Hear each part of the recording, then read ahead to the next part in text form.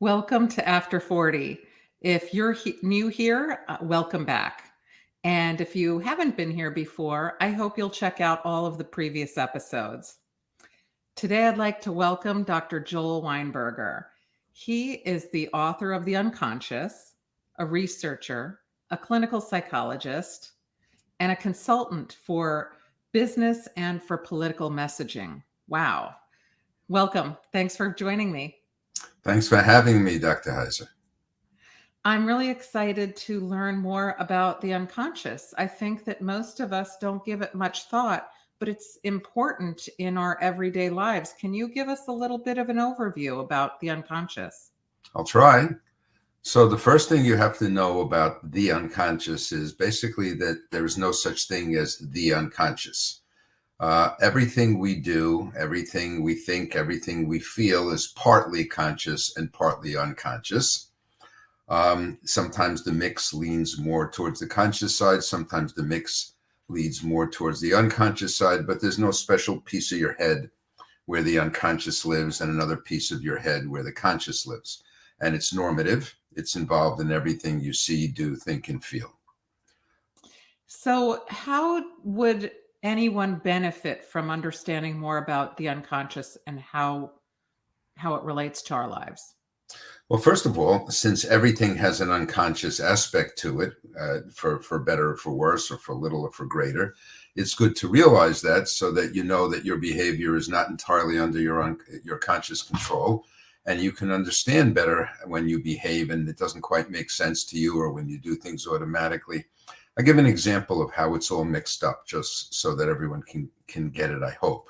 So you and I are having a conversation, Dr. Heiser, and you're conscious of what I'm saying, I presume, and you understand what I'm saying, and I'm conscious of seeing you on the screen.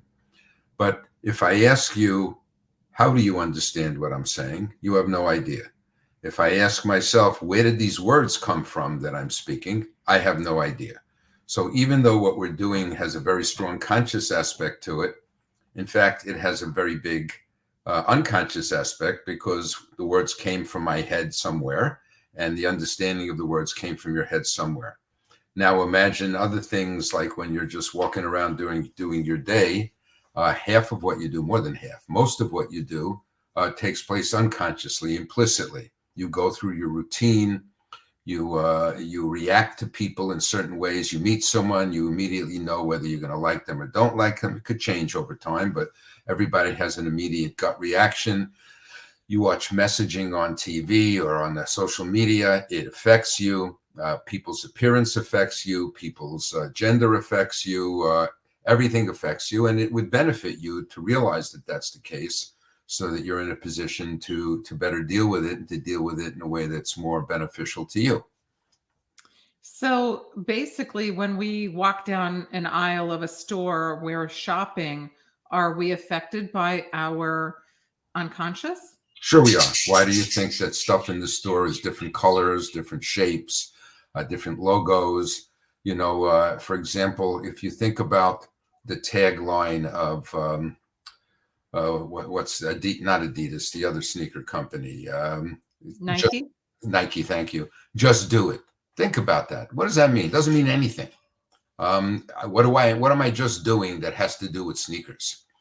But what's happening is our mind is organized associatively, in terms of associative networks, they're called. So what happens is you have associations to that phrase, just do it. It sounds like you're independent, you're autonomous, you can get things done, you can succeed at anything, because those are the associations. You then connect those associations with the product, in this case Nike, and you suddenly like Nike, and you gotta have a pair, and just do it has nothing to do with anything. And I could go on to other taglines that politicians use, that businesses use. If, for example, there was a tagline, it's funny I said Adidas because they used it. Their tagline was, for a while, impossible is nothing. And you probably haven't heard that one, because it doesn't lead to good associations. It has the word impossible in it. Nobody likes things that are impossible. It has the word nothing in it. So now you're associating to nothing and to impossible. And then when you say impossible is nothing, it's got to be a double negative. You got to think it through. You got to make, by the time that's all over with, your mind is no longer interested in it. So it's very interested in just do it. It's totally uninterested in impossible is nothing. And this affected you and you didn't know. So this could be the case with aging and midlife as well, that we could have all kinds of messages or taglines or slogans that might affect us unconsciously as well. Is that correct? Well, I'll give you an experiment that my friend and in my mind, the best social psychologist in the world, John Barge, has done.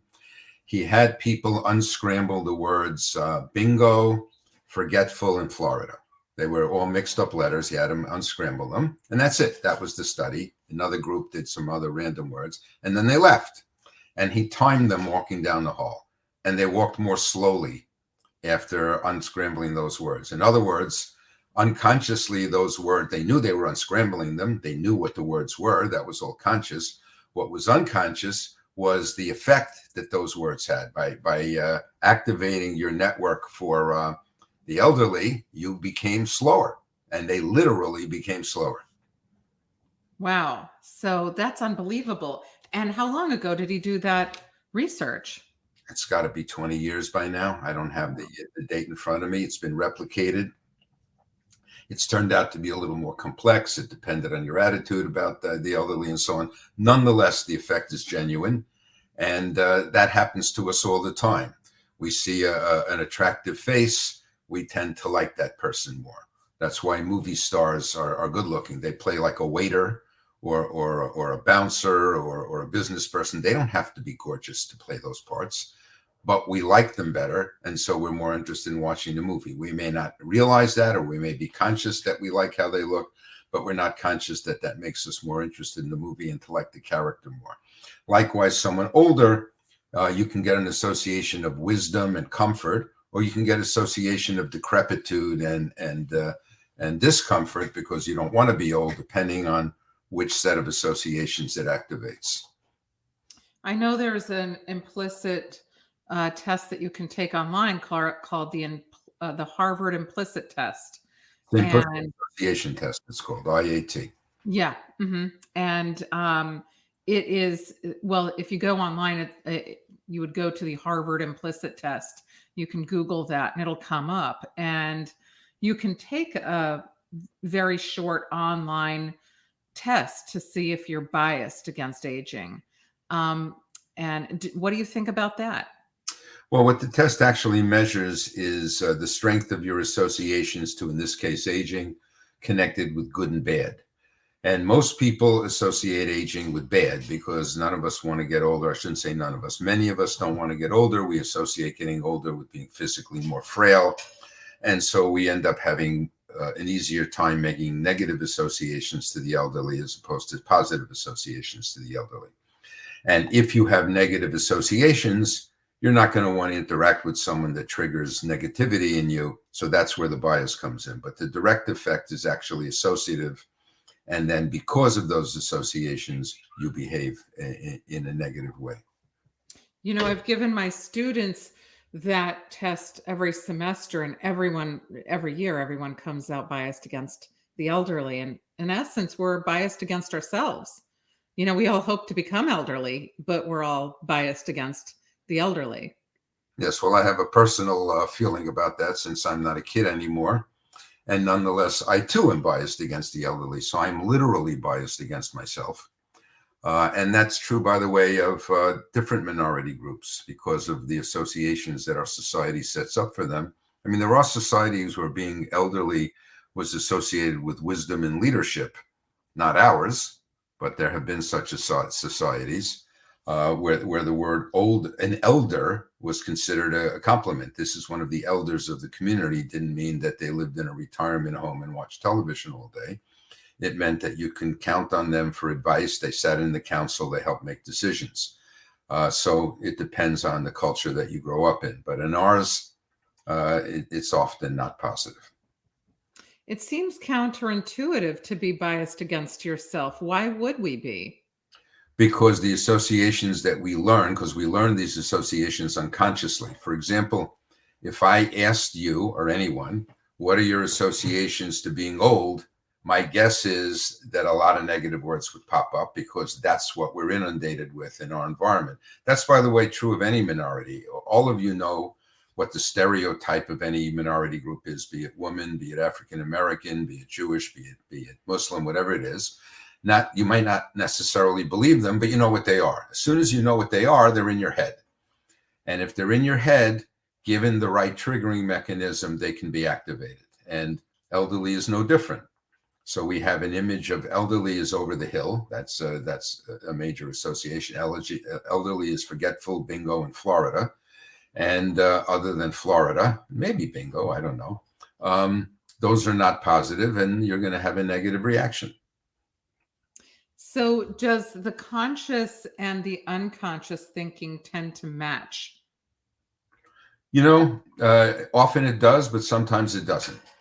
When it does, you have a kind of two forces going in the same direction.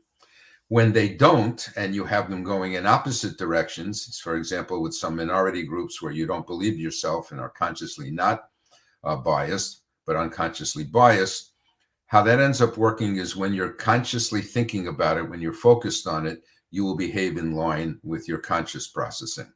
When you're just doing your thing and just living your life and not focused on something, then you will behave in accord with your unconscious processes, which, by the way, is most of the time. Can you give me an example of that? Okay.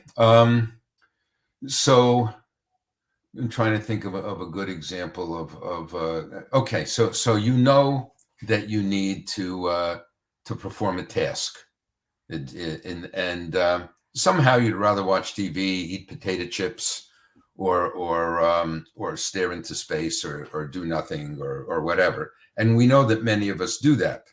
However, when suddenly you realize I need to get this done, and you're focused, then you're able to do it.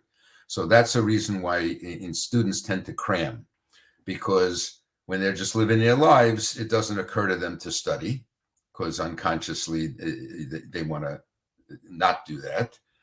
Consciously, they want to do it, but they don't do it anyway because they're not focused. And then suddenly the test is tomorrow, or the report is due tomorrow, or some kind of presentation at a business is due tomorrow, or you got to be at the doctor tomorrow, or whatever it happens to be. Suddenly you are spring into action because your conscious mind, your conscious part of your mind, to be more correct, is now focused on the activity. While it's focused, you'll do it. And then once you do it, you slip back into the old way of doing things. You won't exercise, you won't eat well, you won't do your homework, you won't study for a test, you won't prepare your presentation in advance, and so on. Oh, that totally makes sense.